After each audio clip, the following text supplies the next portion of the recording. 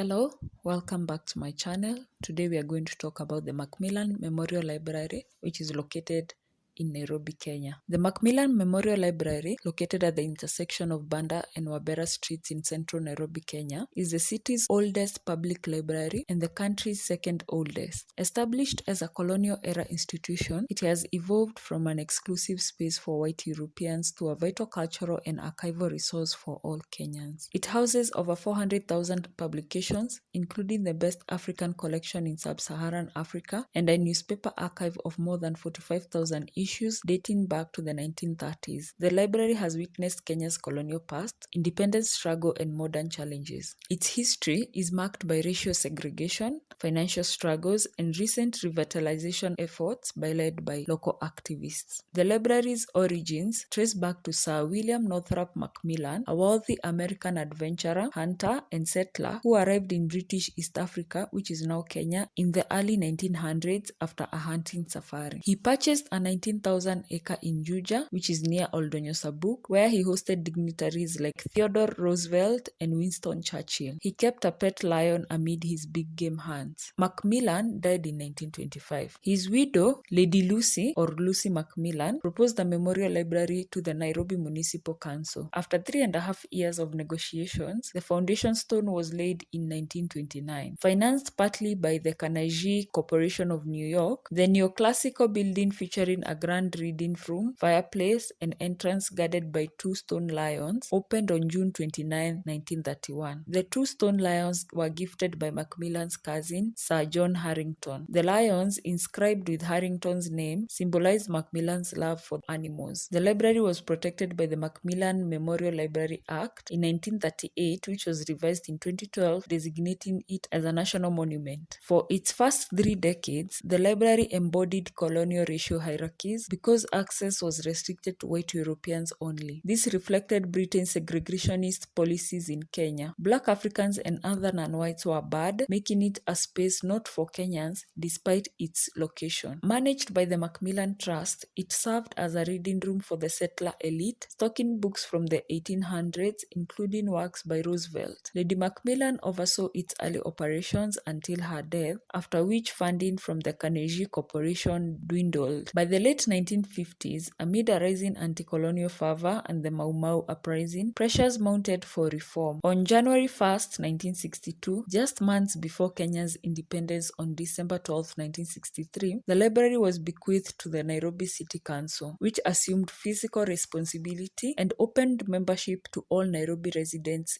regardless of race. This marked a pivotal shift, aligning the institution with the new nation's egalitarian ideals. Raphael Opondo became the first African chief librarian. In the 1970s, the library flourished as a hub for Kenya's emerging academic class, drawing students and researchers to its African and reference sections. Branches expanded to underserved areas like Waithaka, Kayole, Makadara, and Kaloleni. Today, only Makadara and Kaloleni remain operational. Daily visitors peaked at around 500 in the 1980s, with loans of about 50 books per day. The library's prime location, that is near the University of Nairobi, City Hall, and Law Courts, initially boosted usage, but urban encroachment later isolated it. Financial woes persisted. After Lady Macmillan's death, the trust struggled, and government neglect led to the leaking of roofs, peeling walls, outdated wiring, and inadequate furniture. Subscription fees rose from 100 shillings to 1,000 annually, slashing visitors to under 5 loans daily by the 2010s. Free access was granted to needy primary and secondary students, but overall, funding relied on private donations. By the early 1990s, it was in urgent need of renovation, and it was described as a sorry state. A minor facelift occurred around 2013, but deeper issues remained. In 2017, writers and activists Wajiro Koinage and Angela Washuka founded Book Bank, a social impact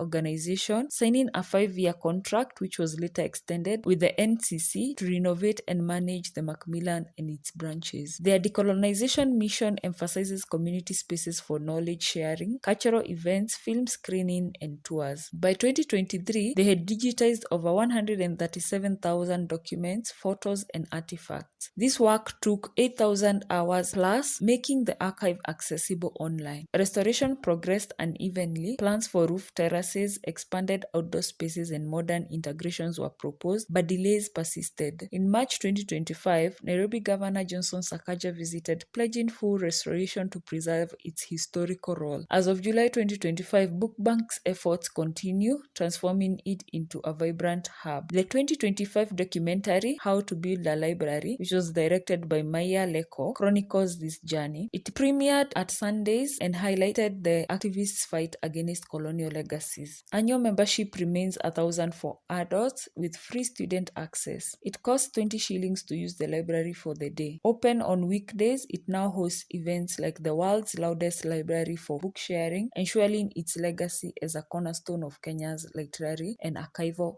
heritage. If you have loved this video, please like, share, and subscribe. See you on the next one.